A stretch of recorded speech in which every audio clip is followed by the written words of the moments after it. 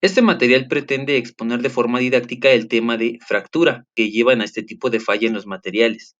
Su finalidad es de ser un material de estudio para el curso de deterioro de materiales en el tema correspondiente. Así que si quieres conocer un poco más sobre este interesante tema, te invitamos a que te quedes a ver este video. Gracias. Sin más preámbulos, comencemos haciendo una pregunta. ¿Qué significa fractura? El fenómeno de fractura consiste en la separación o fragmentación de un material sólido en una o más partes debido a los esfuerzos que puede generar la aplicación de ciertas cargas dependiendo de la función que realicen. Así, una fractura comienza con la aparición de pequeñas separaciones en la continuidad del material, que posteriormente se unen, provocando el crecimiento y propagación hasta llegar a la rotura total del material. Pero, ¿por qué es importante comprender esto? Es importante porque si ocurre, puede llevar a fallas catastróficas que inhabilitan el funcionamiento del elemento, como es el caso de la prensa de banco de la fotografía. Por otra parte, y dependiendo del elemento que falle, incluso puede provocar decesos humanos. Por ello, es importante poner atención a los elementos estructurales y de conjuntos mecánicos, pues en la mayoría de los casos, la fractura final suele propagarse de manera abrupta y sin avisos. Sin embargo, es importante decir que una grieta no es una fractura. Si bien una grieta es un precursor de la fractura, no es propiamente una fractura, pues no se tiene un desprendimiento del material, en cuyo caso sí lo sería. Entonces, si bien una fractura se entiende como una rotura de material, se debe comprender cómo es que esto sucede. A nivel atómico, existe algo denominado fuerzas de cohesión.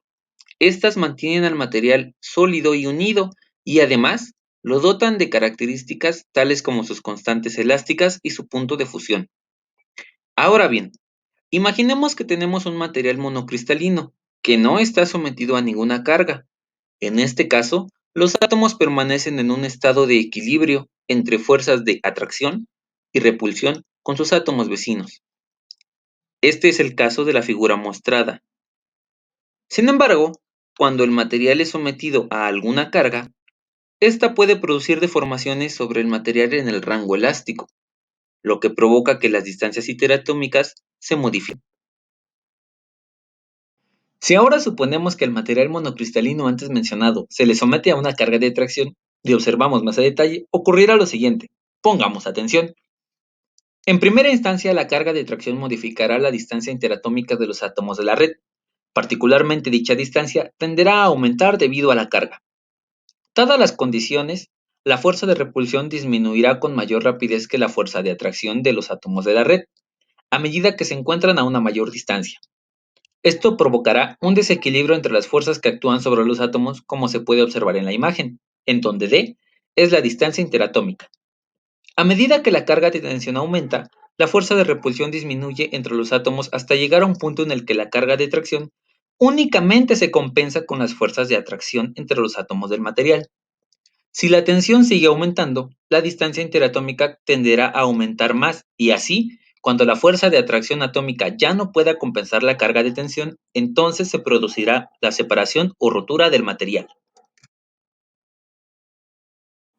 Así, la evolución de este proceso puede tener dos caminos dependiendo del material. Para un material frágil, este proceso concluye con la separación repentina de átomos fragmentando el material como se observa en la figura. En cambio, para un material dúctil, este proceso activa un mecanismo de deformación plástica que culminará de igual forma en la rotura del material como se observa para el caso del alambre sometido a tensión de la fotografía, en donde se aprecia una deformación plástica previa al rompimiento. Es importante aclarar que en materiales dúctiles no monocristalinos el proceso no sigue exactamente este camino debido a las diversas distorsiones que existen dentro de la red cristalina del material. Por otra parte, también se debe mencionar que este fenómeno tiene una mayor afinidad a comenzar en lugares del material en donde exista algún defecto, pues estos actúan como concentradores de esfuerzos. Ahora es tiempo de hablar de los tipos de fractura. Dependiendo de la capacidad del material para sufrir deformación plástica antes de la fractura, se pueden tener dos tipos de fractura: dúctil o frágil. Una fractura dúctil se presenta en materiales dúctiles, cuya deformación plástica es extensa debido a la alta tasa de absorción de energía antes de experimentar fractura. Esto significa que tienen alta tenacidad. Por otra parte, la fractura frágil se presenta en materiales frágiles. Sin embargo, no es únicamente propia de estos, pues también puede presentarse en materiales dúctiles bajo ciertas condiciones. Los materiales frágiles se caracterizan por experimentar poca deformación plástica y por su baja absorción de energía antes de la fractura, lo que significa que tienen baja tenacidad. La tenacidad es la energía de deformación total que es capaz de absorber o acumular un material antes de sufrir fractura. En una gráfica esfuerzo-deformación, la tenacidad es el área bajo la curva, y esta es mayor para materiales dúctiles que para materiales frágiles. Muchas características macroscópicamente visibles de la superficie de la fractura sirven para identificar el origen de esta y la dirección de propagación de la grieta. Las más comunes son las zonas fibrosas, la zona radial, la zona de bordes dúctiles y las marcas chevron. La zona fibrosa es la zona central con forma elíptica. Las marcas radiales son líneas que van del origen hacia afuera y están formadas por la intersección de fracturas frágiles que se propagan a diferentes niveles. Dentro de esta categoría se encuentran las marcas chevron, que son marcas con forma de V que apuntan hacia el origen.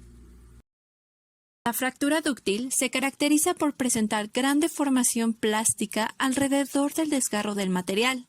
Se presenta tanto en metales como en polímeros. En la imagen se muestra la curva esfuerzo de formación de un polímero dúctil.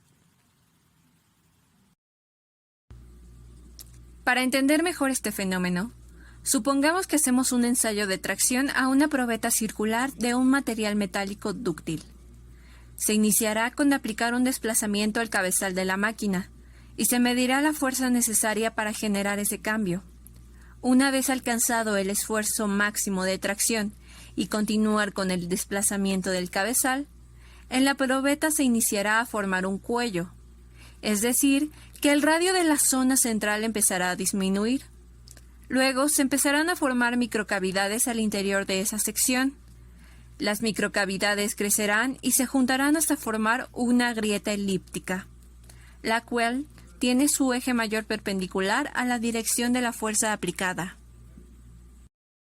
Después, la grieta se propagará en dirección paralela a su eje mayor y se producirá la fractura por deformación cortante. A nivel macroscópico, la fractura dúctil en metales tendrá un aspecto fibroso e irregular, consistente con la coalescencia de microcavidades, que se mostrarán como un conjunto de medias burbujas, llamados dimples.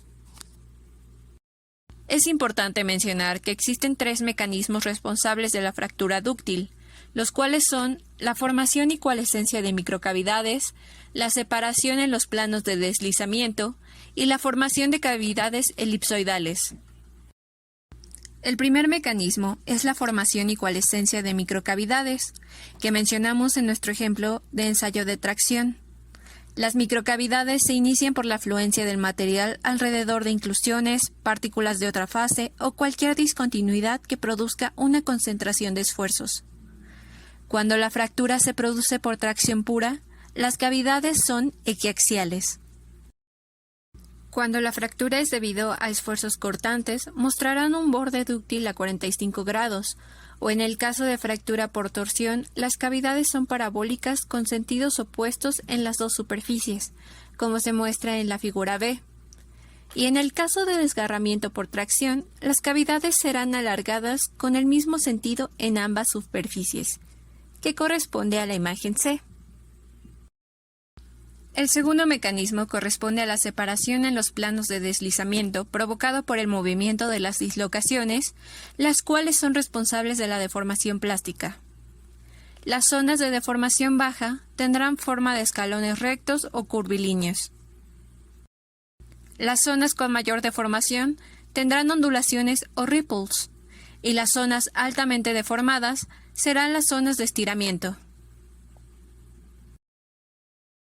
Por último, el tercer mecanismo corresponde a la formación de cavidades elipsoidales, que son la intersección de cavidades más profundas con la superficie de fractura, por lo que son de mayor tamaño que las cavidades equiaxiales.